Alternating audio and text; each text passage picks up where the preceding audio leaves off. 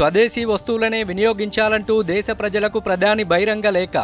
వ్యాపారులు సైతం దేశీయ వస్తువులనే విక్రయించాలని మోదీ పిలుపు. మేడ్ ఇన్ ఇండియా ఉత్పత్తులను ప్రోత్సహించాలని రాష్ట్రాలకు సూచన. సింగరేణి కార్మికులకు దసరా బోనస్. ఒక్కో కార్మికుడికి 1,95,000 ప్రకటించిన ప్రభుత్వం. కాంట్రాక్టు కార్మికులకు 5,500 ఇస్తామని వెల్లడి. సింగరేణి బోనస్ను బోగస్ చేశారన్న హరీష్ రావు. నికర లాభాల నుంచి 34% బోనస్ ఇవ్వాలని డిమాండ్. ఆర్టీసీ కార్మికులకు దసరా అడ్వాన్స్ 10 వాయిదాలలో చెల్లించేలా ఉత్తర్వులు. కేటీఆర్ను కలిసిన నల్లగొండ, సూర్యాపేట RRR బాధితులు. సమస్య పరిష్కారం కోసం స్థానిక సంస్థల ఎన్నికలను బహిష్కరించాలన్న బీఆర్ఎస్ నేత. దేశవ్యాప్తంగా ప్రారంభమైన శరన్నవరాత్రి ఉత్సవాలు.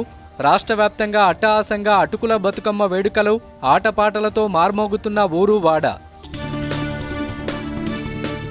మరోసారి హైదరాబాద్లో కుండపోత వాన. పలు ప్రాంతాలను ముంచెత్తిన వరద. ట్రాఫిక్ జామ్తో జనం అవస్థలు.